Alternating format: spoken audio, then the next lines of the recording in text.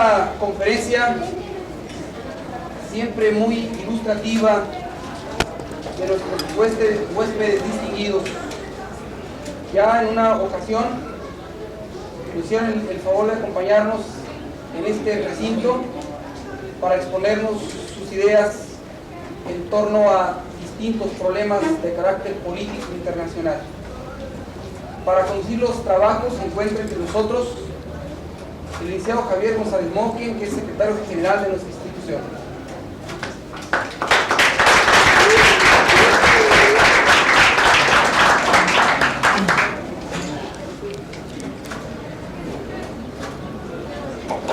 Compañeros estudiantes, me siento muy honrado en poder presentar a dos distinguidos visitantes, profesores de la Universidad Nacional Autónoma de México, que vienen en esta ocasión a invitación del ciudadano rector de nuestra universidad, el licenciado Enrique Villarreal Macías, a disertar brillantes conceptos sobre ciencia política.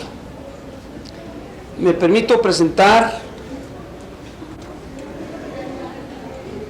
al protagonista de esta reunión cultural, quien viene acompañado de su señora esposa, la maestra Mercedes Durán, al doctor Mario Salazar Valiente, doctor en Jurisprudencia y Ciencias Sociales, profesor e investigador del Centro de Estudios Latinoamericanos de la Facultad de Ciencias Políticas y Sociales de la Universidad Nacional Autónoma de México, autor de varios ensayos y trabajos sobre sociología y política, articulista del Sol de México.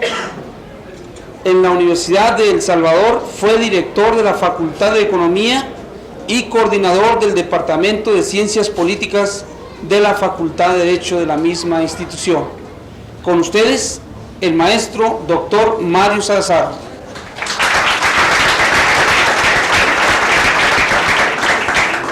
Muchas gracias, compañero. Agradezco los conceptos del licenciado González Moquen. Agradezco a la universidad la acogida que nos ha brindado esta vez por segunda en esta ocasión. Y antes de comenzar a exponer, quiero manifestarles a ustedes, compañeros, que estoy en un problema, porque venía preparado sobre una temática relativa a las relaciones internacionales y a la lucha por el nuevo orden internacional, relacionado estos con los cambios sociales que han habido fundamentalmente en este siglo. He visto al entrar el anuncio del problema de la movilización estudiantil en El Salvador. Claro, como salvadoreño, como hombre que está identificado totalmente con la revolución centroamericana, que está atravesando, por cierto, dificultades muy serias, he decidido dividir la intervención en dos aspectos, aunque los voy a tratar de hacer breves ambos. Uno sería algo relativo al proceso salvadoreño en lo que afecta a la universidad y, mejor dicho, la participación de los universitarios en general en este proceso revolucionario. Y en una segunda etapa, si es que ustedes tienen voluntad, trataría lo relativo a la estructura de las relaciones internacionales actuales, esas relaciones de dominación y de prepotencia de ciertos estados en relación a la mayoría de los países pobres, y los problemas vinculados con las luchas de los últimos 2 décadas en relación con la implantación del nuevo orden internacional.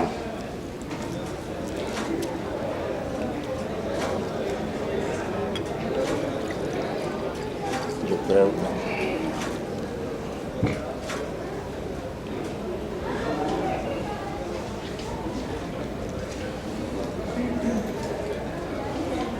Bueno,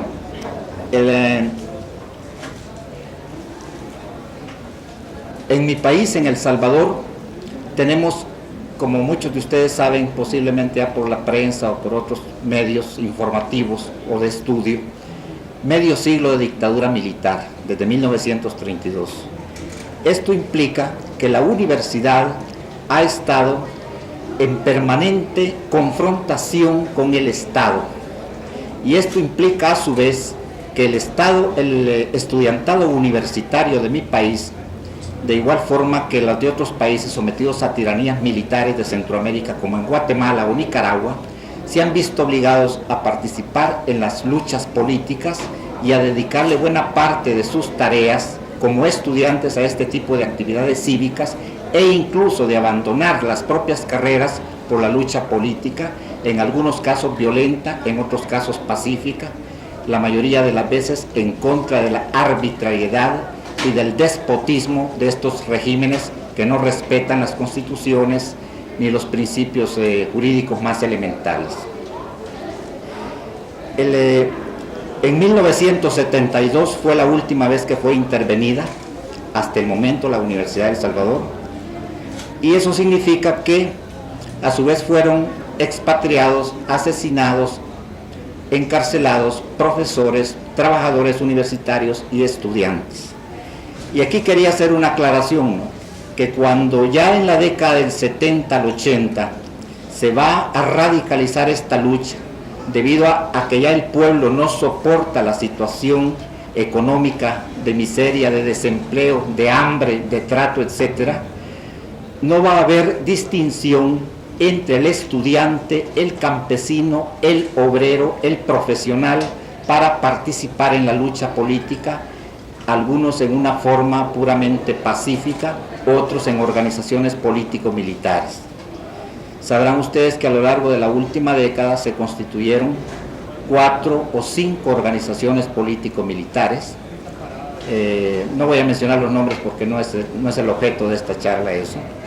Y en ellas participaron, una de las organizaciones político-militares la dirige precisamente el doctor Fabio Castillo, que fue rector de la Universidad de El Salvador. Rector de la universidad en los años 60. Él es el dirigente principal de una de estas organizaciones político-militares. Y el comandante a nivel de la dirección militar del Frente Farabundo Martí para la Liberación Nacional, que tiene a su vez 4 frentes militares actualmente en Oriente, en el centro y en el occidente del país, era el presidente de la Asociación General de Estudiantes Universitarios cuando yo estuve de profesor en El Salvador a principios de los 70, Jovel. Y así como les podría mencionar también el otro dirigente principal de las Fuerzas Armadas de la Resistencia Nacional, que es un poeta, que mi esposa lo conoció siendo un muchacho inquieto nada más que por las letras, por la poesía, y que es actualmente el comandante Fermán Cienfuegos de la Frente de las Fuerzas Armadas de Resistencia Nacional. Sería caer en mucho detallismo para llegar a lo que quiero significar, que los estudiantes, igualmente que algunos profesionales, que muchos obreros, que a muchos empleados técnicos, han participado, se han involucrado en el proceso revolucionario de una forma decidida. De tal modo que aquí hasta ya el título del tema, movilización estudiantil, ya es rebasado por los acontecimientos históricos, porque no hay tal movimiento estudiantil, hay una revolución en la cual los estudiantes, y no solo los universitarios, sino desde la educación media, están participando en la lucha armada en 1000 formas, y desde luego han sido víctimas, nada menos este año ya van como 20.000 muertos, es una cosa tremenda entre los efectos de esta guerra. Pero lo que quiero significar es que el universitario, profesional, profesor o estudiante ha participado, ha caído víctima de la lucha o está participando en este momento ya en el interior del país, ya en México, en donde tiene su sede el Frente Democrático Revolucionario y la Comandancia Suprema en el exterior del Frente Farabundo Martí para la Liberación Nacional. Han participado, repito, y están participando al igual que los demás compañeros. Nada menos aquí, en México, el representante de la Comandancia Suprema Militar es un compañero que era estudiante de ingeniería, brillante estudiante de ingeniería, dejó su carrera y hoy es un comandante del Ejército Revolucionario del Pueblo.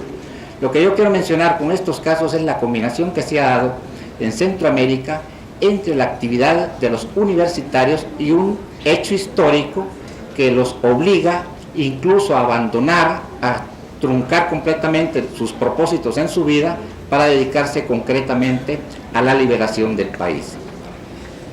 Desgraciadamente, pues el problema es difícil. Las guerras estas son guerras de liberación verdaderamente sangrientas y dolorosas. El costo social es muy fuerte, el enemigo es muy poderoso, como ustedes se darán cuenta, y la situación sigue arrojando sangre a diario, pero para concluir yo diría que ni el ejército del gobierno, con toda la ayuda de los Estados Unidos, puede lograr controlar y reprimir la organización militar del pueblo, ni a su vez tampoco ha sido posible a las organizaciones revolucionarias del pueblo tomar el poder del Estado. Esa es la situación en que se encuentra actualmente el caso salvadoreño, y ante él ustedes advierten la correlación de fuerzas internacionales muy variadas. Mientras la internacional socialista, con el presidente François Mitterrand apoyando, electo, el último presidente de Francia electo, que apoya la revolución. Por cierto, la esposa de él es la presidenta en Francia del Comité de Solidaridad francés con el pueblo salvadoreño. Se da este caso de la internacional socialista, digo, con Felipe González en Portugal, con Schmidt en Alemania, Felipe González en España, perdón, y apoyando la revolución, y por el otro lado la democracia cristiana mundial en contra, apoyando a la Junta Democrático-Militar, Junta Democristiana Militar, que a su vez es apoyada fuertemente por Estados Unidos. Así se mantienen más o menos las cosas, pero yo creo que doy un panorama muy superficial, muy lejano. El problema es mucho más rico, pero creo que bastaría para dar una idea de la situación de los universitarios en relación con la revolución salvadoreña. Los universitarios en la actualidad, quien más, quien menos, profesor, profesional, estudiante, está involucrado en alguna forma en esta batalla por liberar el país de una tiranía que, repito, ya tiene medio siglo de existencia. Y que desde luego, quiero aclarar, que las informaciones periodísticas, controladas muchas veces por las agencias transnacionales al servicio de los intereses extranjeros, deforman las informaciones, deforman bastante las informaciones, como es el caso incluso del propio Departamento de Estado de los Estados Unidos, con el caso del libro blanco en relación a El Salvador, que está realmente lleno de una serie de falsedades, con medias verdades y con calumnias, pretendiendo engañar y confundir a toda la opinión pública internacional. Yo creo que con eso basta para tratar este problema. Si ustedes tienen alguna pregunta o algún problema que plantear o alguna observación, pues con mucho gusto yo la responderé si es que puedo, o la escucharé si es que se trata de una observación o de una crítica o lo que sea.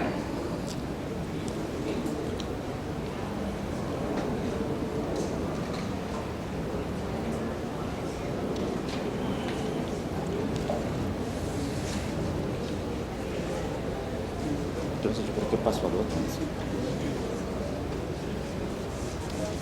¿No tienen alguna pregunta que hacer sobre el caso de El Salvador o de Centroamérica en general? Con mucho gusto le respondo. De Nicaragua también, ¿no? Sí. ¿Hasta qué punto está presionado el estudiante universitario? Presionado.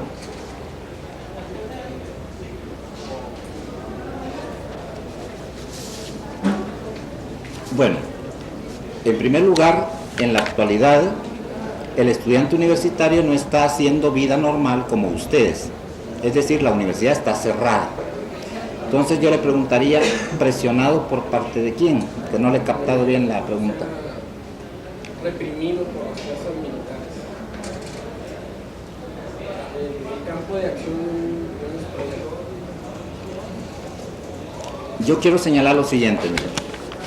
En muchos lapsos de la historia salvadoreña, los estudiantes han actuado a través de su organización, Asociación General de Estudiantes Universitarios, en una forma pacífica, cívica, con su periódico Opinión Estudiantil, haciendo crítica pública al gobierno, a las autoridades universitarias, etc. En momentos más difíciles ha participado en otra forma, como por ejemplo, en 1944, había un dictador, el general Hernández Martínez, que tenía 13 años de estar en el gobierno, y fue una huelga de estudiantes universitarios que arrastró al cierre de la universidad hasta que se fuera el dictador, el que provocó a su vez como detonador una huelga general del pueblo que logró que el tirano saliera del país. Esa ha sido más o menos una dinámica constante de los estudiantes universitarios. Pero ya en esta década del 70 al 80, cuando se va radicalizando la lucha, cuando se entra en una fase de revolución, de guerra revolucionaria prolongada, de guerra popular prolongada, ya no se da el caso la palabra presión me parece que es muy suave, ¿no? Los riesgos del estudiante universitario es el asesinato, la tortura, en el mejor de los casos la expulsión del país. Yo, siendo estudiante universitario, en primer lugar, a los 15 años ya entré peleando por el lado de Guatemala para ver si se podía derrocar un gobierno, una masacre tremenda en el año 44, y he sufrido muchas cárceles, encarcelamientos, etcétera, pero es una cuestión permanente más o menos del estudiante universitario, es decir, la palabra presión me parece muy poco, pero en la última fase, el año pasado, 1980, y en lo que va de este año, ya realmente el riesgo del estudiante, no solo universitario, y no solo del estudiante de educación media, sino del simplemente ser joven. El ser joven ya es un crimen, una sospecha de que se trata de un revolucionario, un subversivo, como dice la Guardia Nacional y como dicen los militares, y es objeto o de torturas o de asesinatos simple y sencillamente. Hay un promedio como de 20, 30 cadáveres que vienen desde hace pues muchos meses, ¿no? Le repito que hay como 20.000 muertos más o menos en lo que va de estos meses del año.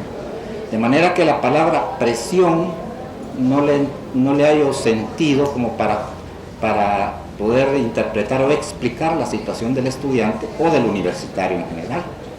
Es más, el rector de la Universidad de El Salvador está aquí en México. Llega allá, lo asesinan. El rector anterior fue asesinado.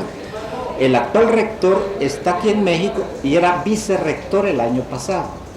El año pasado era rector el ingeniero Félix Ulloa, que fue ametrallado, y entonces por eso es que lo está sustituyendo este otro.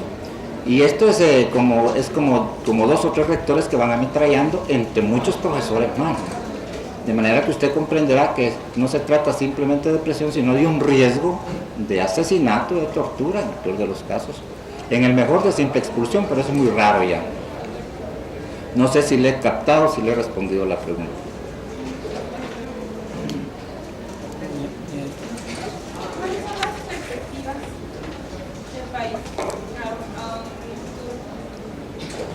Las perspectivas del Salvador. Bueno, yo pienso lo siguiente. Como ustedes saben, el 10 de enero se lanzó la ofensiva general de carácter militar hacia la toma del poder. Aunque se lograron muchos avances exitosos en los primeros meses, más adelante, y fundamentalmente debido a la ayuda de los Estados Unidos, el problema se estancó, por decirlo de alguna forma, aunque siguen habiendo batallas y combates permanentemente. Pero lo más serio es lo siguiente, y aquí vienen ciertos aspectos quizás ustedes saben que en la historia hay 2 categorías importantes, la necesidad y el azar, la casualidad. En el caso de El Salvador yo pudiera considerar como azar, como casualidad o como mala suerte, para decirlo en esos términos, el hecho de que haya sido electo el señor Ronald Reagan y no el señor Carter. Muy seguramente, con la gran presión de la ofensiva revolucionaria militar, se hubiera llegado dentro de la política del gobierno anterior de los Estados Unidos a un marco, a un contexto concreto que permitiera una negociación entre las fuerzas revolucionarias y el poder de la Junta Democristiano Militar. Negociación que hubiera impedido ese baño de sangre constante en el país y que hubiera logrado muchos avances y logrado la paz, ¿no? La paz en el país, porque la guerra civil es honda y no tiene límite en el derramamiento de sangre y en el desencadenamiento de los odios, etc., ¿no? Entonces, repito, yo pienso que hay algo como del factor casualidad que llega el representante de las fuerzas más conservadoras, más agresivas del imperialismo norteamericano llegan a la presidencia, y como resultado de eso tenemos esa política que se orienta hacia El Salvador, y le voy a explicar por qué. Me voy a basar aquí en un trabajo de un especialista en política exterior de los Estados Unidos que apareció en la revista Nexos, en la última revista Nexos, no sé si llega aquí a Ciudad Juárez, es la que publica 1+1 mensualmente. El artículo se titula ¿Por qué Centroamérica? Y el autor es Lucho Mayra, un chileno. Él considera que el equipo pensante del gobierno de los Estados Unidos actual, o sea, este cuerpo de cerebros de la Universidad de Georgetown, donde está la señora Kirkpatrick, Fontaine y otros elementos de la línea conservadora, que han elaborado todo un esquema en sus relaciones con México y con los demás países de América Latina, con Centroamérica. Ellos elaboran una política que parte de la base de que la política anterior de Carter y de los gobiernos demócratas había sido muy suave y había permitido el expansionismo de la Unión Soviética. Que por otra parte, eso de apoyar los derechos humanos y estimular el derrocamiento de los amigos como Somoza y la hostilidad hacia los amigos como Pinochet o como los militares guatemaltecos era un contrasentido para los intereses de Estados Unidos.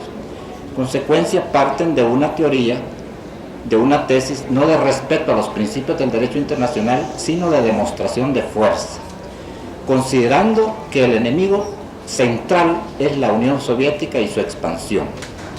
Entonces, el analista parte de lo siguiente: ¿en qué puntos puede Estados Unidos hacer una demostración de fuerza, además de las declaraciones del presidente Reagan, de las declaraciones del general Hyde, que todas son agresivas, en unos momentos más agresivas que en otros?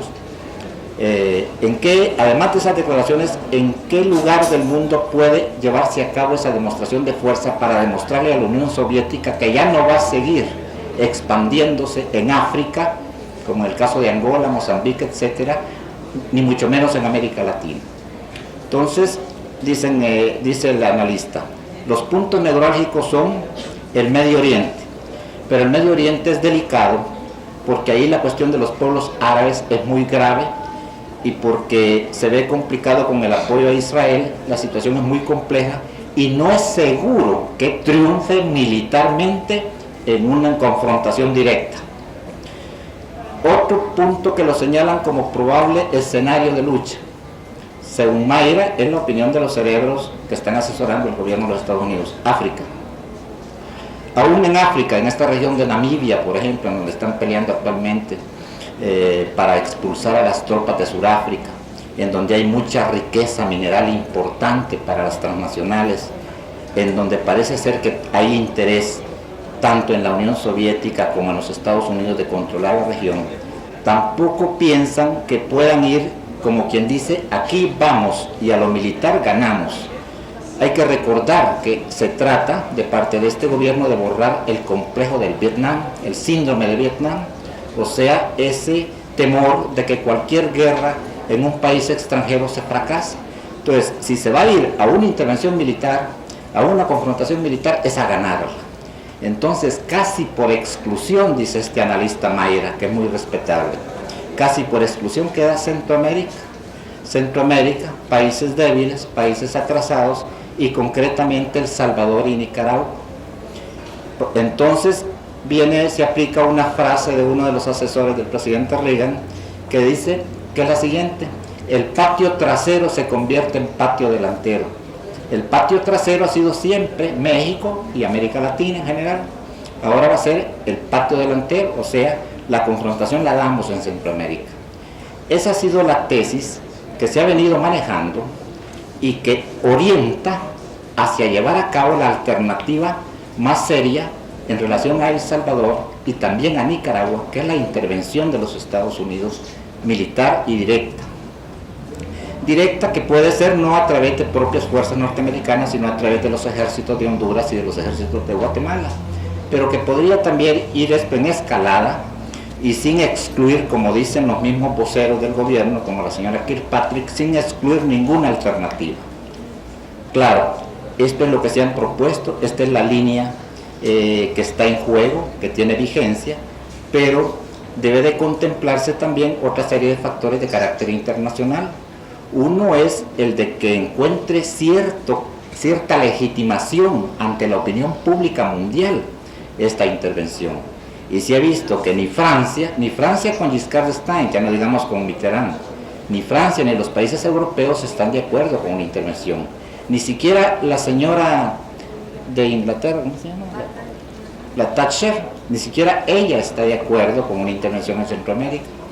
Ni Brasil, ni las dictaduras militares del Cono Sur tampoco están de acuerdo. De manera que esos han sido una serie de tropiezos que tiene el gobierno para llevar a cabo esta alternativa. Además de ciertas fuerzas internas en los Estados Unidos que se han venido desarrollando cada vez más, la participación incluso de senadores, la representación negra que se ha opuesto al gobierno por los tratos con Sudáfrica y por la política intervencionista en Centroamérica también, la misma actitud del senador Kennedy, que ha introducido una ley para parar la ayuda en armas a El Salvador, etcétera. Es decir, adentro, en el interior de Estados Unidos, también hay ciertos obstáculos que han ido, por cierto, creciendo. Además de que la delegación que envió el gobierno por todo el mundo para justificar una posible intervención en Centroamérica, además de esa ayuda permanente de armas y de asesores militares, no encontró eco, como repito, no encontró buena acogida, ni en los gobiernos de Europa ni en los gobiernos dictatoriales de Sudamérica. Esta es la situación, pero ahí habría que agregar, y no quiero yo aquí con un falso triunfalismo estar diciendo que las cosas son de color de rosa, no es así. Repito que la situación es la de una guerra civil, en la cual realmente hay dos poderes, se da ya la dualidad de poderes de que habla la teoría política, dos poderes, el poder militar oficial, digamos, de la democracia cristiana y de los militares, y el poder, yo diría, del pueblo, representativo de las fuerzas democráticas y revolucionarias del Salvador, que aunque no tiene una frontera definida, porque el país es muy pequeño, pero que sí controlan ciertas áreas en donde las cuales podría decirse que están funcionando los dos poderes. Si realmente el derecho internacional operara, ya se habría reconocido la beligerancia de estas dos partes y ya se habría declarado que existe guerra civil. Pero lo cierto es lo contrario, ¿no? O sea que si en algún momento el famoso derecho internacional, que nunca ha sido un derecho en el cabal sentido de la palabra, porque como lo sabrán los compañeros estudiantes de derecho, el elemento coercibilidad de ahí falla totalmente, no existe. Si siempre ha sido así un derecho imperfecto o incompleto, el derecho internacional ahora está todavía en mayor crisis debido de una parte a la polarización de las relaciones internacionales, esa política de bloques agresivos encabezados por la Unión Soviética de una parte y por Estados Unidos de la otra, y esto hace que se atropellen los principios del derecho internacional. Para lo que nos interesa, la política de Estados Unidos para Centroamérica viola todas las normas más importantes de la Declaración de Derechos Humanos de la Organización de las Naciones Unidas. Viola todos los principios del derecho internacional contemplados en los estatutos de las Naciones Unidas. Viola la Carta de Derechos y Deberes de los Estados. Y también, si nos vamos del otro lado, la intervención de las tropas soviéticas en Afganistán también nos está violando. De tal manera que ante esa situación de verdadera barbarie o de verdadera crisis de lo jurídico y de lo moral también, pues no queda más camino que apelar a la presión de varias fuerzas, y aquí entran en juego las fuerzas internacionales a que me refería. Entonces, ¿qué diría yo de las perspectivas que puedan haber en El Salvador concretamente?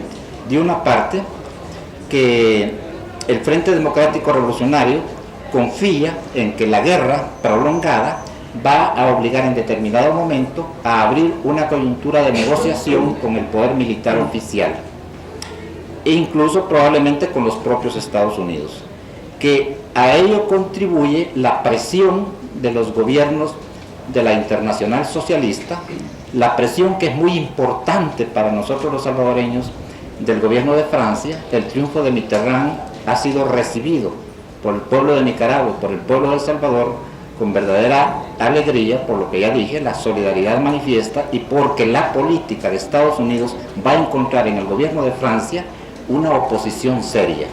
Gobierno de Francia que a su vez puede constituirse en un eje socialdemócrata con el de Alemania y con la fuerza que a su vez tiene la socialdemocracia en Portugal, en España, perdón, y puede llegar a tener una fuerza enorme, de tal manera que pueda influir en la gran hegemonía que tiene Estados Unidos en la política mundial.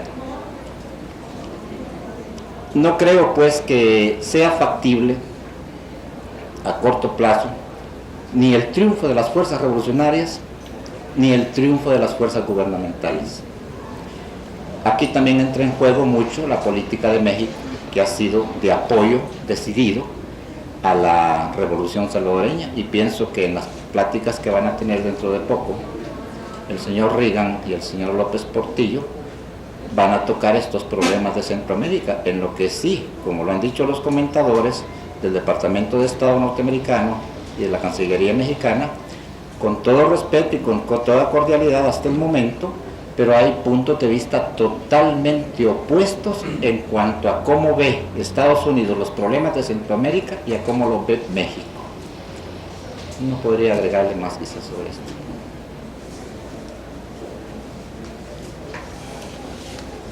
Doctor, en algunos países de Centroamérica se ha visto la intervención de la Iglesia a favor del cambio.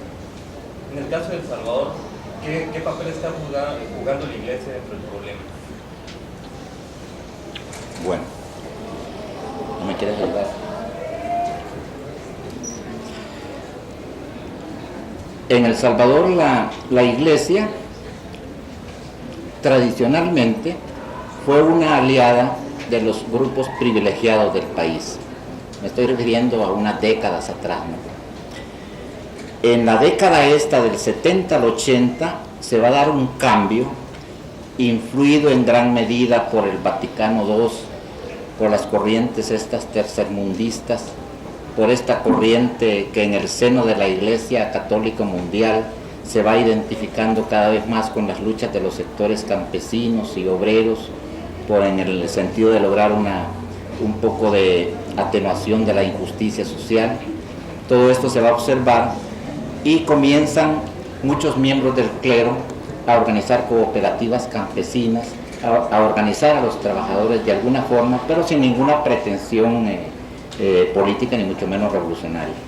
En la medida en que se va radicalizando la lucha, en la medida en que estas organizaciones político-militares van formando frentes de masas, estas propias organizaciones cristianas, como la Confederación de Campesinos Cristianos, se convierte en una organización revolucionaria, y desde luego con participación en ella de la casi totalidad de los jesuitas, de una inmensa masa del clero extranjero y nacional, de monjas incluso, y se dan fenómenos como este. Por ejemplo, el colegio Betania, que es de las señoritas de monjas, ¿no?, de las señoritas de la alta burguesía salvadoreña, comienzan en esta década adoptar un lenguaje hacia la sensibilización de la justicia social que bien se puede llamar revolucionario, que incluso provoca el escándalo en los padres de estas niñas, pero muchas de ellas se van radicalizando a su vez, ¿no?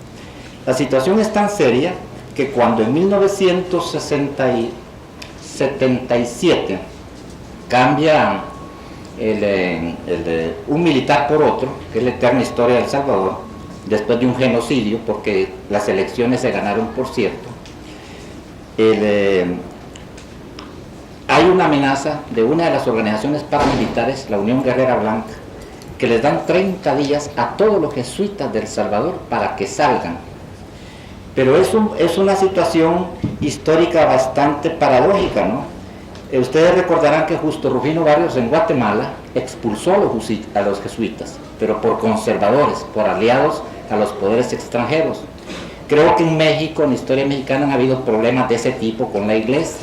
Incluso hay esa cuestión que está en la Constitución política y en la tradición del Estado mexicano de ser laico y de mantener una posición muy independiente en ese aspecto. Bueno, pues en El Salvador la cosa ocurre al revés, ¿no? La amenaza de muerte de estas organizaciones paramilitares, que son prolongaciones del propio ejército, es porque los jesuitas se han identificado con la revolución obrera, campesina, popular, democrática, etc. Y asimismo, las monjas, ustedes se dieron cuenta incluso del caso ese tremendo que todavía está provocando problemas de investigación del FBI, de las 4 monjas norteamericanas que fueron violadas y asesinadas por guardias nacionales, que es uno de los problemas que exige Kennedy, creo, la investigación exhaustiva de esta cuestión. La situación llega más, el jefe de la Iglesia Católica, Monseñor Romero, que también era un sacerdote bueno, para decirlo en los términos que se hablaba del Papa Juan XXIII, el Papa bueno, ¿no? Pero nada más fue también poco a poco politizándose, identificándose con su pueblo, a grado tal que en los últimos momentos en los últimos tiempos estaba identificado con la revolución. Monseñor Romero viaja a Roma, habla con el Papa, le explica la situación. El Papa lo comprende desde luego, pero el Vaticano tiene que seguir una política muy inteligente, dada toda la confrontación de fuerzas políticas en que tiene que moverse. Y cuando regresa a principios del año pasado, ustedes van de haber leído, muchos de ustedes van de haber leído, estaba él dando una misa como a estas horas, y en el momento en que llevaba a cabo uno de esas formas rituales, ¿no? Creo que levantaba el vaso de la hostia, en esta posición, una bala al estilo, pero de esas de mira telescópica, le cae directamente en el corazón, lanzada como a 100 metros de distancia. Un asesino profesional, pagado desde luego por los grupos oligárquicos y por los elementos militares del país, ¿no? Aunque habían otras versiones que podían ser también elementos de la CIA, etcétera, pero lo que sí está claro es que hubo participación de elementos del ejército en este asesinato.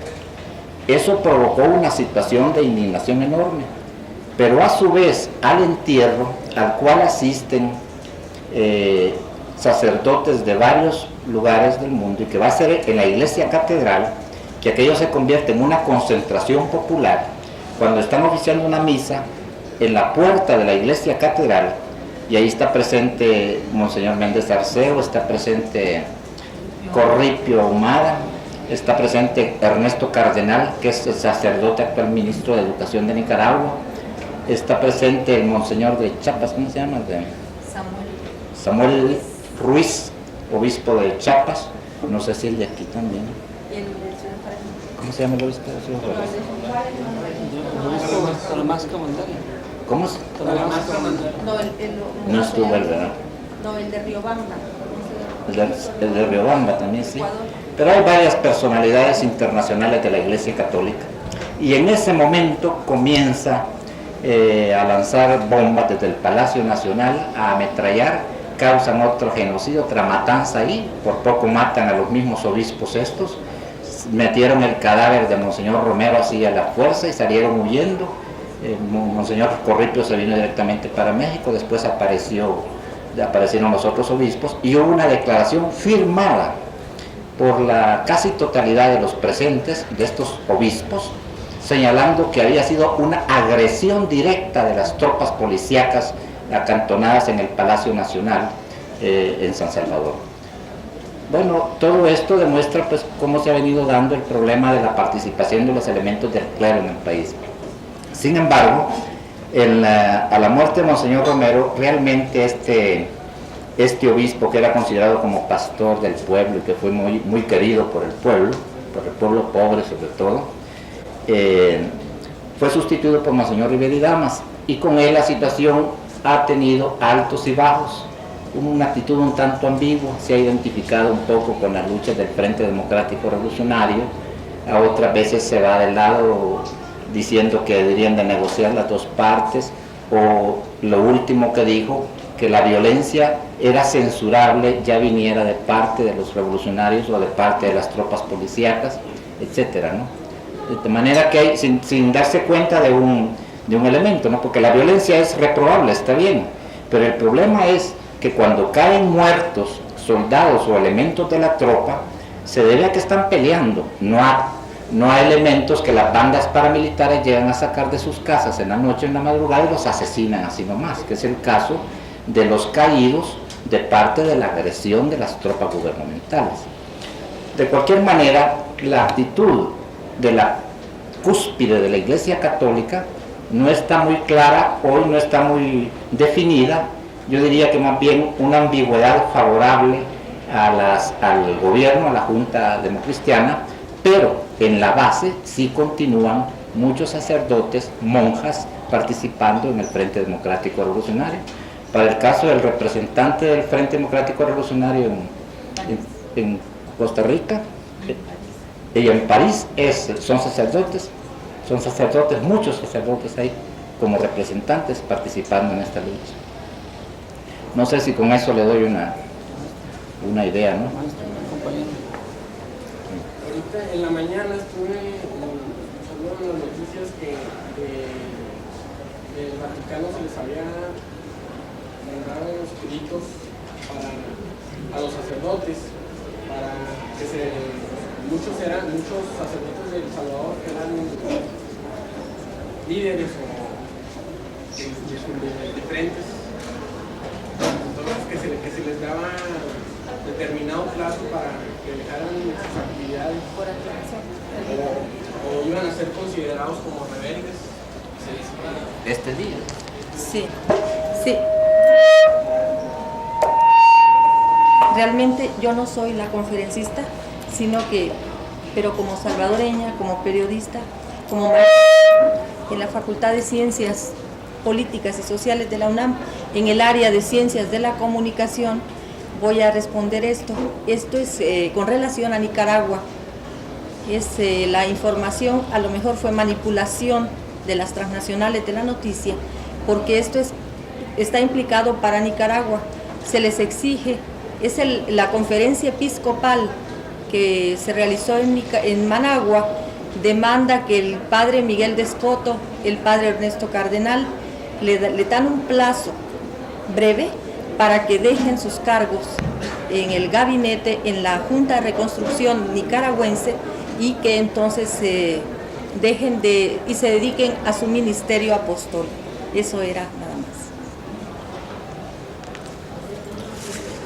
Bueno, yo no conozco la noticia esa, pero quizás habría que agregar un poco más, ¿no? Que en Nicaragua la situación de la iglesia no fue tan definida en la cúspide, es decir, en el jefe de la iglesia, Monseñor Miguel Obando, como en El Salvador.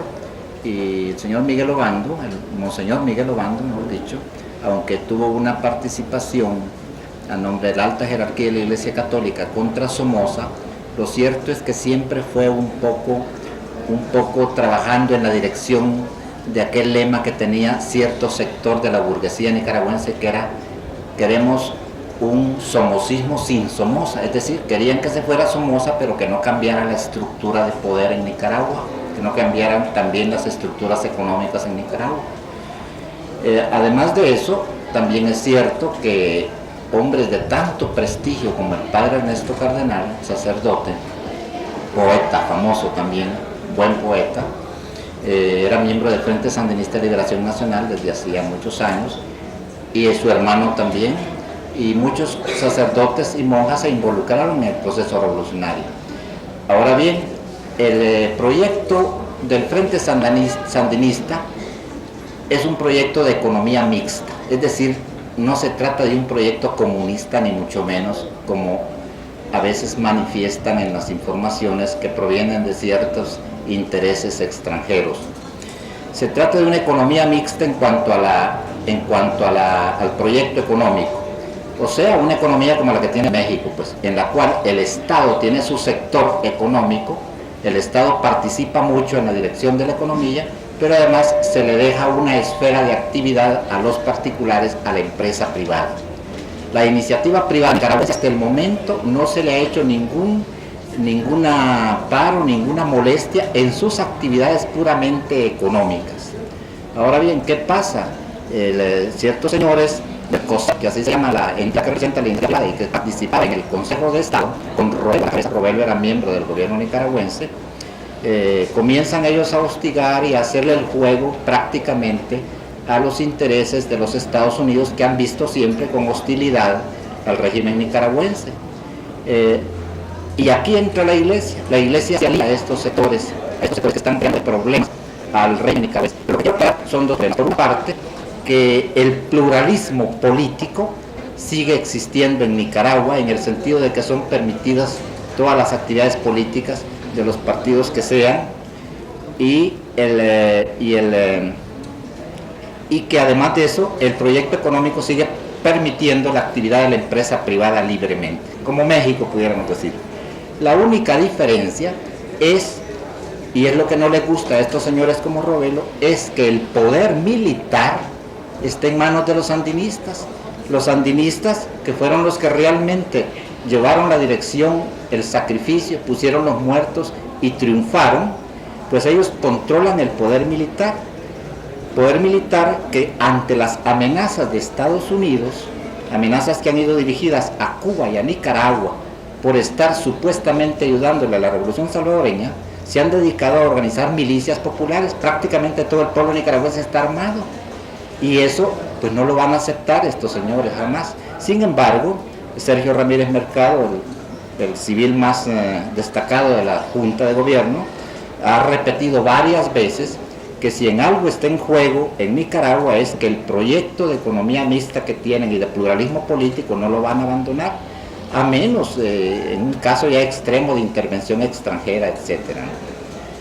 Creo que si en algo la opinión que le mereció al presidente de México la visita que hizo a Nicaragua me parecía muy acertada, porque no era una revolución con un poder político y con un proyecto económico y político igual al de Cuba, ni mucho menos. Tampoco era el de la Revolución Mexicana de 1910, era una cosa bastante particular, pero que respetaba las reglas del juego democrático, dándole al Estado la capacidad económica consistente como para lograr un poco de justicia social, para superar las grandes lacras del analfabetismo, de la miseria, de la desocupación, etcétera. Y el presidente dijo en esa ocasión, recordé en una entrevista que le hicieron cuando venía en el avión, decía que él veía que ese modelo de revolución de Nicaragua era aceptable o podría ser muy bueno para los demás países de América Latina, que realmente están hartos de poderes militares despóticos y de estructuras económicas anacrónicas que solo benefician a minorías privilegiadas y que dejan en la miseria, en el analfabetismo, en la marginalidad total a grandes masas de población. Bueno, ese es el punto de vista del señor presidente de México, que desde luego no es el de los norteamericanos. El gobierno norteamericano considera que es una punta de avanzada de Cuba, y Cuba a su vez una punta de avanzada de la Unión Soviética, que es Nicaragua el que le ayuda a El Salvador en su flujo de armas, de armamento, y que además constituye una amenaza, que ya es la Unión Soviética pues con los pies puestos en Nicaragua. Y se ha visto el caso de que sin declarar un bloqueo como el que le declararon a Cuba desde hace 20 y tantos años, en Nicaragua prácticamente está bloqueada, ¿no? Ciertas ayudas que había acordado ya el gobierno norteamericano fueron suspendidas, que hay ayuda de 75 millones de dólares. Incluso la ayuda de trigo que le iban a dar para la compra de trigo, la suspendieron, y ahí viene la Unión Soviética y le gana la partida dándole inmediatamente todo el trigo que necesitaban para superar la emergencia. Pero bien, me salí un poco de la explicación que daba respecto al problema de la iglesia, ¿no? Que era la pregunta.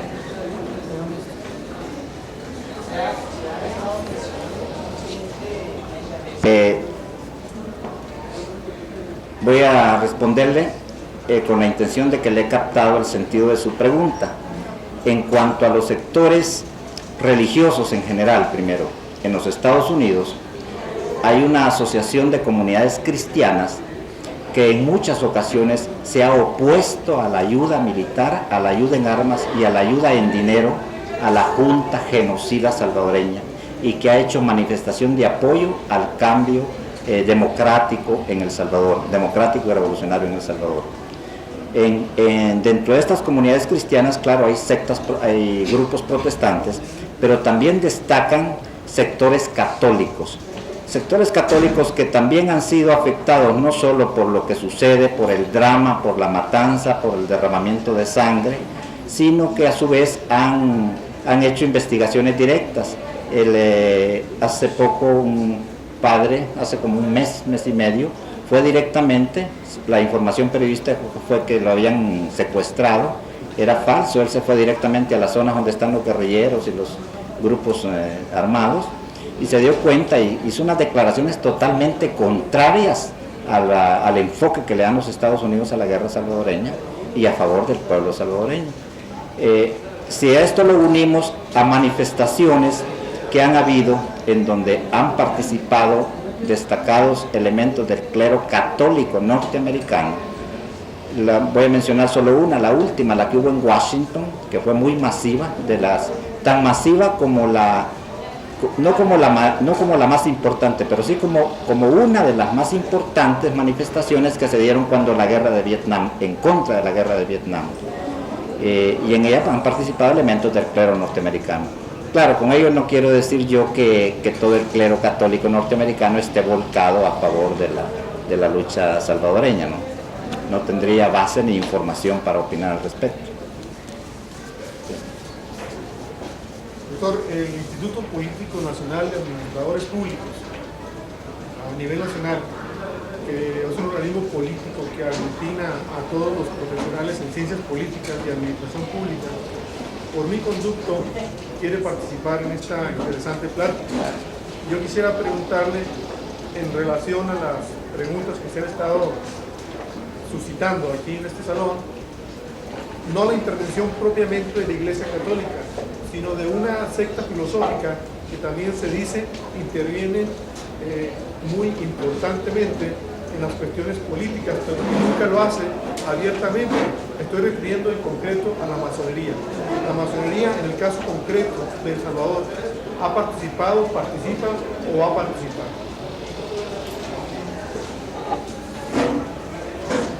Bueno, mire, yo no tengo elementos, para serle muy franco, muy sincero, elementos objetivos para decirle tengo pruebas y datos de que está participando.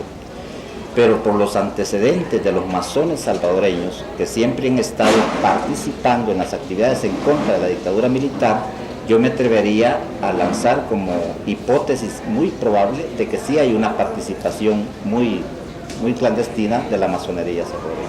O sea, a favor de la revolución, a favor de la revolución, sí. Pero como le digo, no tendría como pruebas como para decirle por esto y esto, ¿no?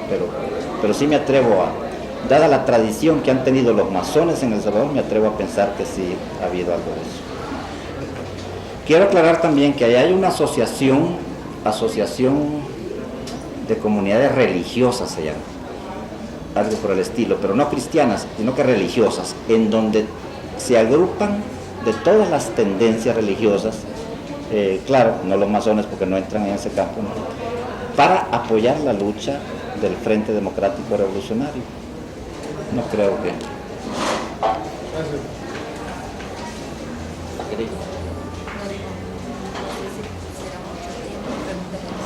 Bueno, no sé si... ¿Cómo ve usted? Que le pregunto que... Me decían que se me será mucho tiempo, ¿eh?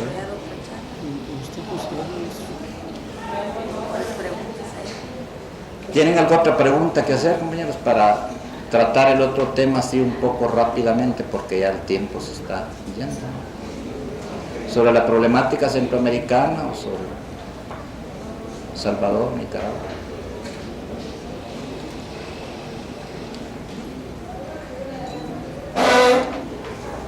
Bueno, entonces voy a dedicarme a lo que pensaba tratar, ¿no? Que era el problema bajo el tema del cambio social y relaciones internacionales. Pero desde luego lo voy a resumir lo más que pueda por razones de tiempo. Lo que resulta evidente en este siglo XX es que hay estados económica, cultural, militar, políticamente poderosos que imponen una situación de dependencia y en algunos casos de dominación sobre otros países, la mayoría de los países, aquellos países que se han dado en llamar el tercer mundo, países subdesarrollados según otro tipo de terminología, ubicados en Asia, África y América Latina.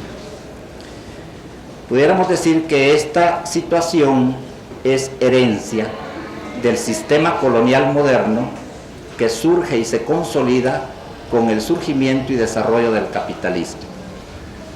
Como sabemos, el capitalismo se desarrolla a partir del siglo XVI, pero más o menos a la altura del siglo XVIII-XIX, en donde su expansión es bastante fuerte en toda Europa y está abarcando cada vez más territorios de la periferia del mundo, también estimula la política colonialista. El siglo XIX, a la vez que es el escenario de un gran desarrollo capitalista en Europa, es a su vez escenario de una agresividad de estos países capitalistas que se convierten a su vez en colonialistas, que son Inglaterra, Francia, Alemania, Bélgica, Holanda, Rusia, etc.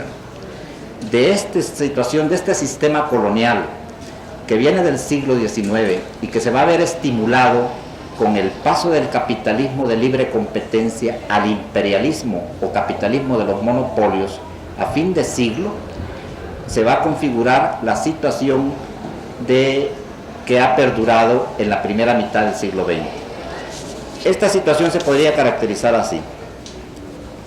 Claro que en 1917 aparece un país extensamente grande como Rusia, que deja de ser capitalista, pero fuera de ese elemento, lo que caracteriza la estructura de las relaciones políticas es la de que hay estados colonialistas, opresores, y al otro extremo colonias, y en el intermedio precisamente formas intermedias de dependencia que son las semicolonias. Es el caso de los países de América Latina, es el caso de aquellos países que tienen libertad o independencia económica formal, pero que desde el punto de vista de lo económico realmente están penetrados, están obligados a una situación de dependencia frente a los países capitalistas. Esta situación llega y viene la Segunda Guerra Mundial. Y aquí comienza lo importante. Después de la Segunda Guerra Mundial, los países del tercer mundo, algunos movimientos revolucionarios ya se han iniciado, ¿no? Movimientos revolucionarios para liberar a las colonias. En el caso de China hay algo de esto, en el caso de Argelia también, del sudeste asiático, pero lo nuevo va a ser que los países del tercer mundo, sus propios gobiernos, que no tienen nada de revolucionarios ni de anticapitalistas, van a comenzar a tomar conciencia poco a poco de la gran injusticia social internacional que existe. Es decir, antes se hablaba de injusticia social, problemas de relaciones internas de cada país, pero esta toma de conciencia de los países del tercer mundo va a significar que se plantean ya los gobiernos de estos países atrasados, de estos países pobres, problemas como por qué los precios de las materias primas y de los productos agrícolas se pagan a precios bajos y en cambio los bienes manufacturados que vienen de los países industrializados se pagan a precios altos, lo cual cada vez más va creando una brecha, como le llaman los economistas desde hace muchos años, una brecha que se profundiza, brecha en que divide al mundo en países ricos y pobres, y dentro de un proceso en que los ricos se hacen más ricos y los pobres se hacen más pobres. Aquí comienza entonces, digo, después de la Segunda Guerra Mundial y estimulados por el triunfo de la derrota del fascismo, la lucha por la democracia y la lucha por la liberación de las colonias, un esfuerzo de estos gobiernos de los países del tercer mundo por lograrse escuchar en los foros internacionales.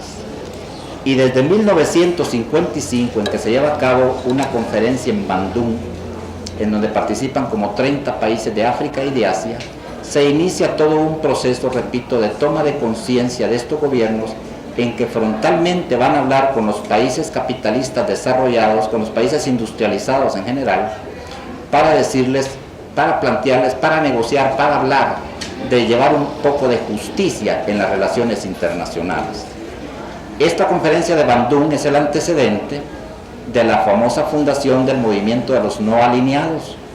Los no alineados surgen hace 20 años, en 1961, en Belgrado, en Yugoslavia. E hice del caso que en los no alineados hay países socialistas y países que pertenecen a la órbita del capitalismo, pero pobres. Se explica que el presidente Tito, para el caso, fuera uno de los promotores importantes, porque Yugoslavia también había sufrido la presión, la dependencia, el hostigamiento de la Unión Soviética en tiempos de Stalin. Entonces coinciden varios estadistas del tercer mundo de gran renombre, como son Tito de Yugoslavia, Nehru de la India, Nasser de Egipto, y fundan este movimiento de los no alineados, cuya política fundamental es romper esa política bipolar de los dos bloques. El bloque que dirige la Unión Soviética y el bloque que dirigen los Estados Unidos, que están, por cierto, llevando al mundo al desastre, al muy probable desastre nuclear, porque la situación cada momento se agrava la tensión entre ellos, y todo pareciera que cualquier problema que hay en el mundo, en cualquier lugar remoto de la Tierra, es una expresión o una manifestación de esta pugna entre la Unión Soviética y los Estados Unidos. Con gran visión, repito, estos estadistas fundan el movimiento de los no alineados. No alineación quiere decir eso, ni con el bloque norteamericano, de la NATO y de los demás pactos militares, ni con el bloque del Pacto de Varsovia. Y en este movimiento de los no alineados, uno de los objetivos, porque se traban aquí los elementos económicos y los políticos, uno de los objetivos de carácter económico es la reestructuración total de las relaciones internacionales, romper ese problema de la desigualdad en el intercambio, sobre todo, que es por donde aflora esta toma de conciencia. Este problema que yo les decía a ustedes de que productos agrícolas o materias primas, si lo contamos en tiempos, horas, hombre de trabajo, son pagadas a un precio ínfimo en comparación al mismo número de tiempos, horas de trabajo invertidos en los productos de los países industrializados. Los países industrializados venden caro y los países del tercer mundo los obligan, los industrializados, a vender barato, además de los problemas del mercado que hacen oscilar los precios del café, los precios de la materia prima, etc. Entonces, ya en el 61, con este movimiento, los no alineados, comienza esta toma de conciencia, y más adelante, el famoso grupo de los 77, que son 77 países del tercer mundo, que logran una batalla formidable en la Asamblea General de las Naciones Unidas en 1962, que logran que se convoque a una asamblea especial, a una conferencia especial para tratar estos problemas del desarrollo y del comercio del tercer mundo. Y aquí es donde surgen las famosas UNCTAD, UNCTAD, que son las siglas en inglés de lo que se llama Conferencias de las Naciones Unidas para el Comercio y el Desarrollo. Estas UNCTAD expresan de una parte cierta madurez y unidad de los países del tercer mundo, y van a reflejar la recia oposición egoísta de los países capitalistas, y entre ellos quizás destacan Estados Unidos. Entonces viene la primera reunión de Ginebra, 1964. Vienen los países del tercer mundo, los países pobres, a plantear que se racionalicen los precios del intercambio, que hay alguna forma de impedir que los países pobres salgan cada vez en una situación más difícil. Hay una oposición cerrada de los países capitalistas. Viene la otra reunión, la UNCTAD segunda, en Nueva Delhi, 1968. Plantean ahí los países pobres que se cree un fondo que pueda garantizar que cuando los precios, por ejemplo, del café o del plátano bajan, que de este fondo salga algún dinero para mantener la estabilidad de los precios, que no sea tan fuerte el impacto de las bajas en la producción y en la demanda de los productos y materias primas del tercer mundo.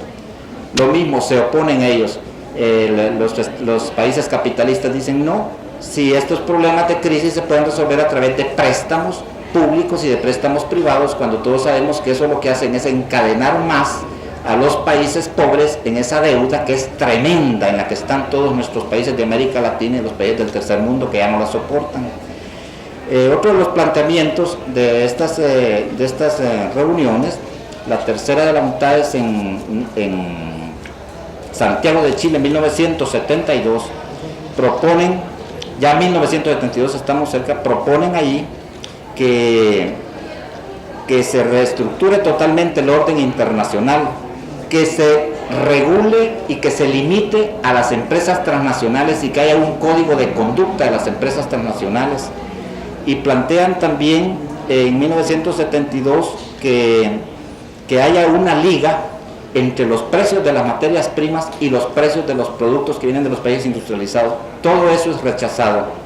Es rechazado y, por cierto, Kissinger opone la tesis de que no, que lo fundamental para resolver todos los problemas es que los mercados se liberen totalmente para el movimiento de capitales y que eso traerá consigo a la larga la prosperidad para todos los países. Y luego propone, ante los planteamientos del tercer mundo, de crear un fondo de seguridad para ayudar para que los precios no bajen. Kissinger concretamente propone fundar un banco internacional de recursos para que las transnacionales tengan más fondos para invertir en aquellos países atrasados para explotar más las materias primas. Esta situación cerrada llega al año 1973, que se considera un año crítico y un año coyuntural. ¿Por qué? Porque el balance del poder mundial en muchos aspectos está cayendo a favor de los países del tercer mundo. Por una parte, en las Naciones Unidas tienen una mayoría aplastante los países del tercer mundo. Por otra parte, se han dado ya revoluciones como la chilena del presidente Allende, es decir, procesos legales y constitucionales como el proceso del presidente Allende, y lo que ha hecho Allende es nacionalizar sin indemnización a las compañías mineras, no recuerdo los nombres en este momento, por otra, Anaconda, sí, y Kennecott, y por otra parte Libia también ha nacionalizado su petróleo. Al mismo tiempo, en ese año 73 se viene la crisis del dólar. Recuerdan ustedes que ya la crisis mundial del capitalismo está profundizándose, viene la crisis del dólar, viene la elevación de los precios del petróleo en una forma tremenda, y esto va colocando ya a los países capitalistas como amenazados y como a la defensiva, de tal manera que van a cambiar de táctica, no solo van a resistir. Los países capitalistas, con Estados Unidos a la cabeza, ven un gran peligro en la OPEP, y lo que van a tratar ahora es de impedir que el ejemplo de la OPEP cunda en las otras asociaciones de productores de plátanos, por el caso, asociaciones de productores de café, etcétera, ¿no? Y ellos, como ven que las UNTAD, 1, 2, 3, 4, 5 han habido hasta el momento, estas conferencias son provocadas por los países pobres del mundo, van a tratar, por una parte, de dividir a los países del tercer mundo y por otra parte de provocar un tipo de reunión en el cual tengan una representación numérica inferior a los países del tercer mundo. Y aparece el famoso diálogo norte-sur, que hoy está, por cierto, en discusión aquí en México. Este primer diálogo norte-sur es en París en 1975. Es una pura maniobra de los países capitalistas para que ahí no haya una representación masiva de los países del tercer mundo. ¿Qué van a tratar ahí los señores de los países industrializados en la conferencia de París del 75? Por una parte, aislar a la OPEP, y por otra parte, tratar lo que les preocupa, el petróleo, los energéticos, y dejar de lado el problema que desde hace 2 décadas vienen planteando todos los países pobres, que es el de los precios de las materias primas, los precios de los artículos agrícolas de exportación. Por cierto que la OPEP, en una actitud política correcta, rechaza las presiones norteamericanas para tratar solo lo del petróleo y se niega a tratar eso si no se vincula al tratamiento de los otros productos. En una de las reuniones anteriores se había llegado a una proposición concreta de establecer precios mínimos y un sistema de seguridad de estos precios con un fondo internacional para 17 productos agrícolas y 17 materias primas especificados. Todo lo habían rechazado, como siempre, los países capitalistas. Esto en 1975. Bueno, en el año 1974, retrocedo un año, ya va a aparecer lo que ahora se llama el nuevo orden económico internacional como proyecto. Aparece en la 7ª sesión de una conferencia general de las Naciones Unidas de 1974, perdón. En el 1 de mayo de ese año ya se logra crear lo que se llama un programa, una declaración y un programa de acción. Concretamente, el texto, lo esencial, dice así, ¿no? Estamos ya a la altura del 1 de mayo de 1974. Dice, las naciones miembros de las Naciones Unidas proclaman solemnemente su determinación de trabajar con urgencia por el establecimiento de un nuevo orden económico internacional basado en la equidad, la igualdad soberana, la interdependencia, el interés común y la cooperación de todos los estados, cualquiera que sean sus sistemas económicos y sociales, y que permitan corregir las desigualdades entre los países desarrollados y los países en desarrollo, y garantizar a las generaciones presentes y futuras un desarrollo económico y social que vaya acelerándose en la paz y la justicia. En el 12 de diciembre de ese mismo año es aprobado por las Naciones Unidas, a propuesta de México, del gobierno mexicano, la Carta de los Derechos y Deberes Económicos de los Estados, que va a recoger todas estas aspiraciones que arrancan, repito, desde 1955 en Bandung y pasan por todas las reuniones de los no alineados y por las diferentes conferencias provocadas por los países del tercer mundo. Entre las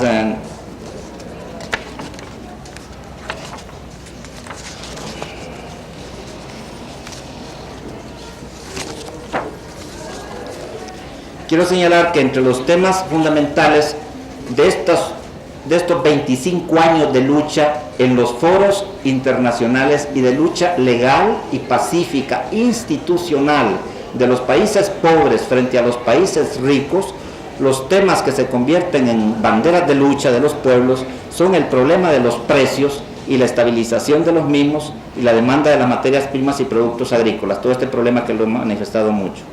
Luego el problema está relacionado con el anterior, la creación de un fondo de garantía contra las bajas de los precios. Luego, en un proyecto concreto, la liga de los precios de materias primas con los de los importados de los países industrializados. Ciertas proposiciones sobre mecanismos de control del comercio internacional, que hoy lo controlan solo los países ricos, los industrializados. El problema del financiamiento para los países pobres en condiciones equitativas, que es gravísimo, porque realmente el Banco Mundial y el Fondo Monetario Internacional prestan en unas condiciones que prácticamente sirven de argolla para ahorcar más a los pueblos de los países pobres. En cuanto al financiamiento, es importante señalar aquí de paso que en enero-febrero del año antepasado, Fidel Castro, como presidente de los países no alineados, habló en las Naciones Unidas pidiendo una ayuda, lo menos que decía, para salvar la situación caótica del mundo, de $300.000 millones, que era menos que lo que estaban gastando juntos la Unión Soviética y los Estados Unidos en armas y ciencia militar. Así la situación, a lo que quiero llegar para acelerar esto, que puede haber cansado mucho, es que lo que se ha logrado de esencial a través de estas luchas en los foros de las Naciones Unidas, en los diálogos norte-sur, como el que va a haber dentro de poco aquí en México y que están regateando la avenida de Cuba a México por presión de los Estados Unidos, el único cambio importante fue una declaración que se llama Declaración de Togo, que en 1975 la comunidad de países europeos que tienen más sabiduría política que los norteamericanos toda la vida. Recuerden ustedes que el imperio inglés soltó a la India después de la Segunda Guerra Mundial y se evitó muchos problemas. Ellos hacen un tratado con sus excolonias de África, del Caribe y del Océano Pacífico. Y en este pacto, en este tratado, en esta declaración de Togo, se comprometen a que en caso de que los precios de los productos de exportación bajen el 7%, ellos les van a dar un préstamo, los propios países capitalistas estos de Europa les van a dar un préstamo para que vayan solventando sus problemas, además de que establecen cierto sistema de preferencias arancelarias a favor de estos países atrasados. Es decir, los europeos le dan una lección a los Estados Unidos mientras los norteamericanos están todavía discutiendo si ya es la hora de seguir, de comenzar a dialogar con los países petroleros por el gran problemón que tienen hasta el cuello, o si siguen en esa resistencia negativa ante ellos. Para concluir, lo que quiero señalar es que en la esencia de la declaración y programa de acción para el establecimiento del nuevo orden económico internacional, que está contenido en declaraciones del movimiento de los no alineados, en declaraciones de estas conferencias para el comercio y el desarrollo, y está bien legislado en ese documento que se hizo a proposición de México, la Carta de Deberes y Derechos Económicos de los Estados, que lo esencial es el respeto, y así lo dicen estos documentos, el respeto a la soberanía y a la autodeterminación de los pueblos, el respeto al derecho que cada país tiene de nacionalizar o expropiar las empresas extranjeras cuando así lo considere necesario, el respeto al derecho de organizarse económicamente como quieran, si quieren socialistamente, si quieren no capitalistamente, en la forma que se quieran.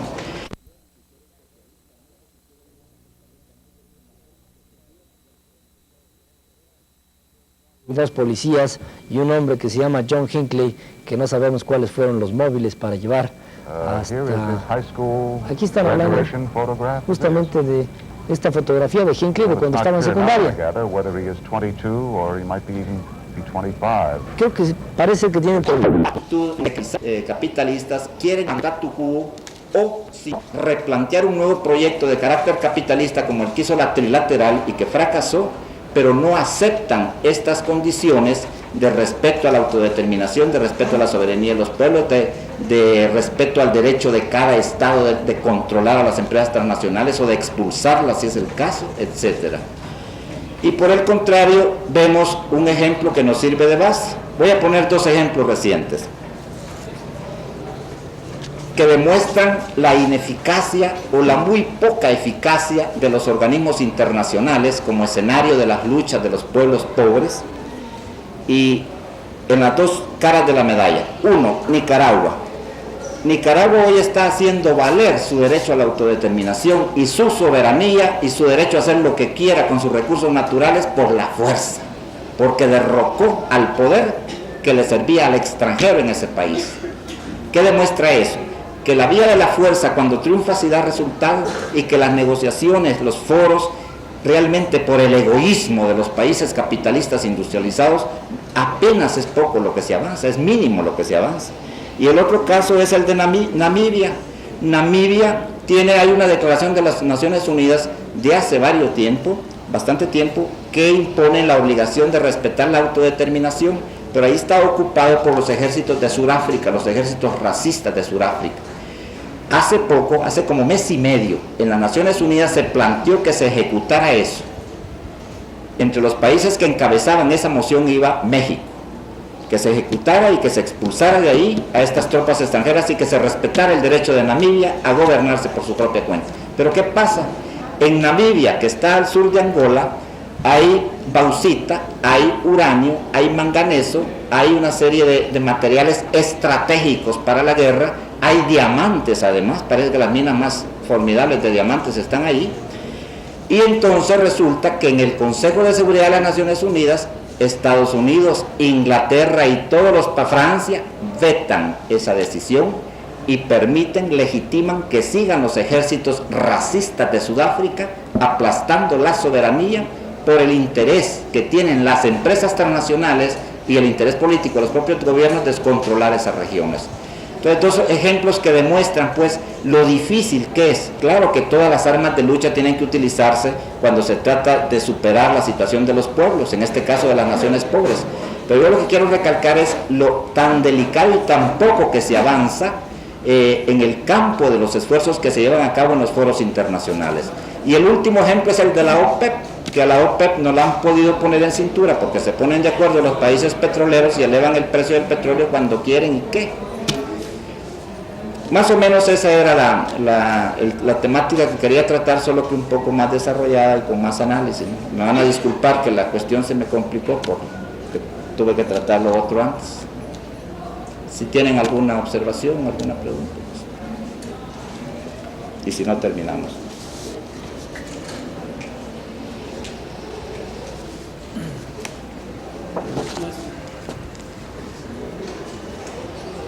¿Alguna pregunta que quisieran hacer al maestro? Quiero destacar en este acto la presencia de compañeros estudiantes, aparte de los universitarios, de la Escuela Preparatoria Salvador Allende, quien, por supuesto, por ser esta institución la que esté presente y por ser esta la institución que lleva el nombre de un insigno presidente latinoamericano,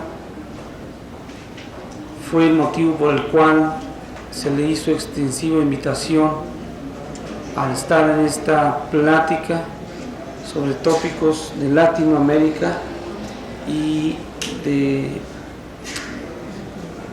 la ciencia de la economía. No puedo dejar de expresar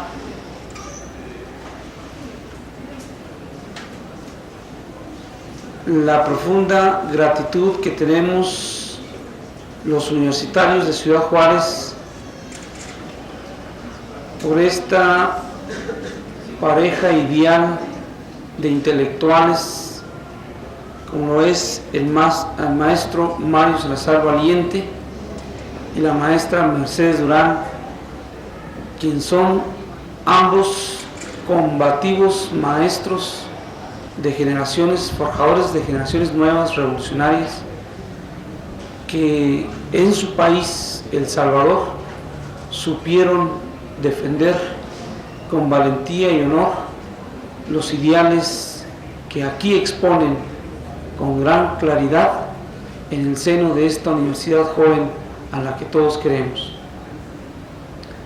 Maestro, muchísimas gracias por esos conceptos valiosos que en esta pequeña aula recibimos con cariño y estimación.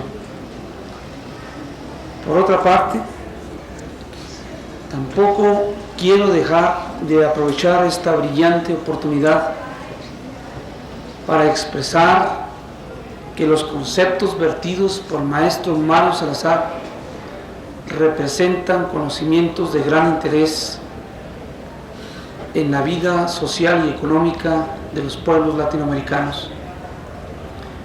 Ustedes, jóvenes estudiantes y algunos profesores que nos acompañan, son testigos del momento convulsionado que vive nuestra sociedad política. En nuestra ciudad, para ser un poco particular, porque así somos los que no tenemos el don de poseer la inteligencia vasta como los maestros que aquí están al frente de todos ustedes, cuando analizamos los problemas políticos con profundidad científica, somos escépticos, somos distraídos porque no queremos conocer lo que a nuestro alrededor está sucediendo, lo que los fenómenos de esta convivencia, entre paréntesis, de esta comunidad realizamos durante todos los días.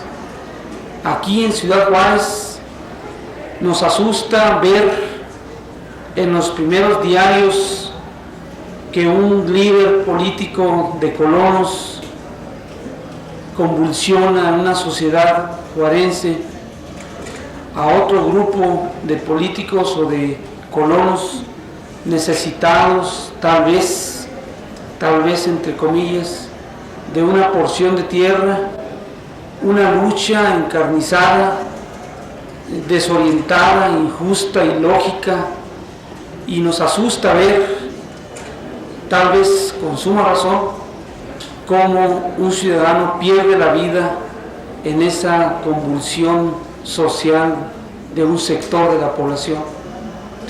Me preguntaba a sí mismo en este momento, cuando el maestro Mario Salazar hacía la reflexión sobre El Salvador, cómo sentirá él y su esposa y algunos compañeros salvadoreños que están aquí presentes, el estar pensando cuántos de sus compañeros, vecinos, parientes, hermanos, profesores, estudiantes, mueren durante todos los días en todas las ciudades de su patria.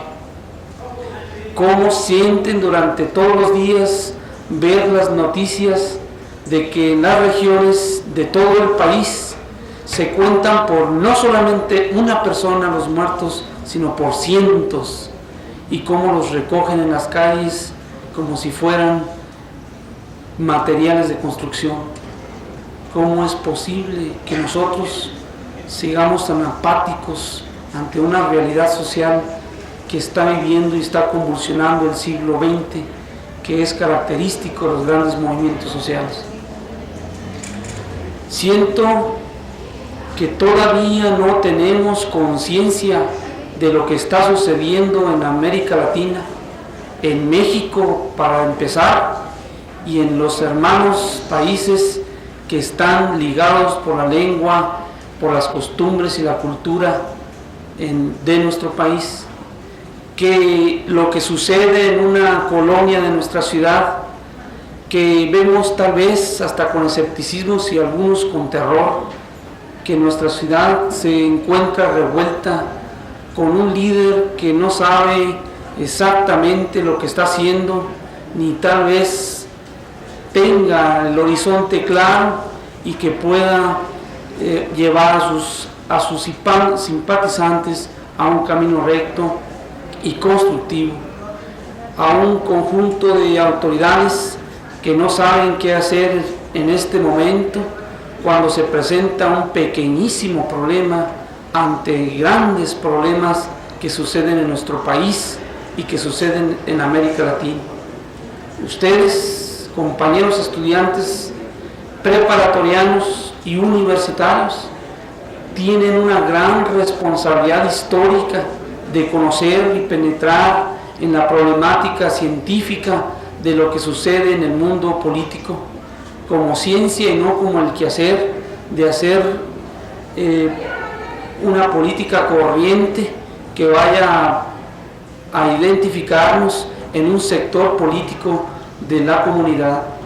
Queremos, a través de estas conferencias brillantes como las que acaba de sustentar el maestro, y del cual me siento profundamente satisfecho de haber estado presente aquí en esta reunión, que todos nosotros podamos en un futuro, y si no por lo ahora, conocer más a fondo lo que está sucediendo con nuestros hermanos de Centroamérica y con los demás sectores que conforman el mundo contemporáneo.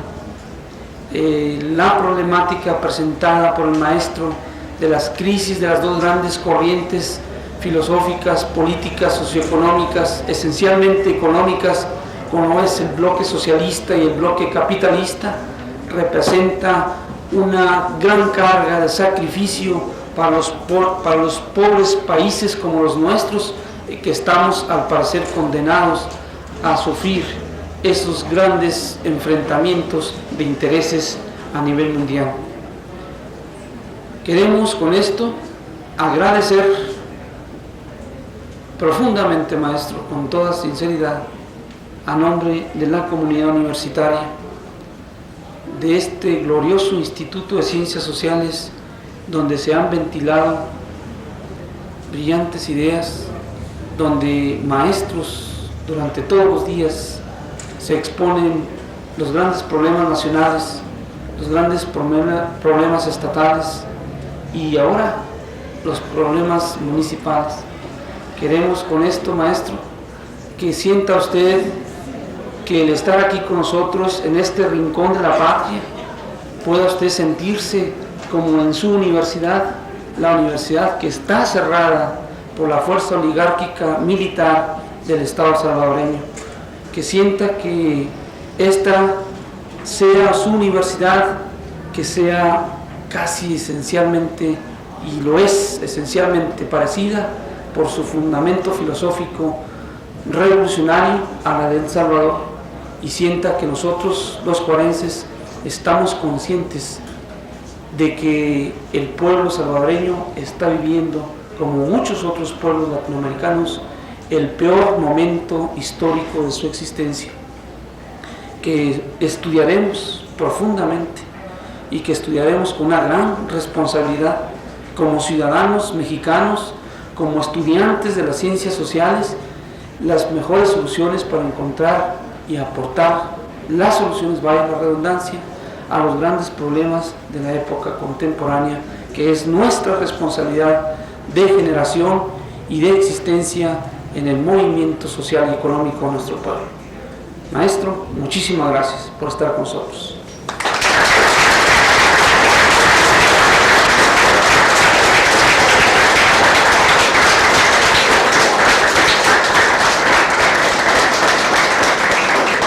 Bueno, muchas gracias, les repito, muchas gracias.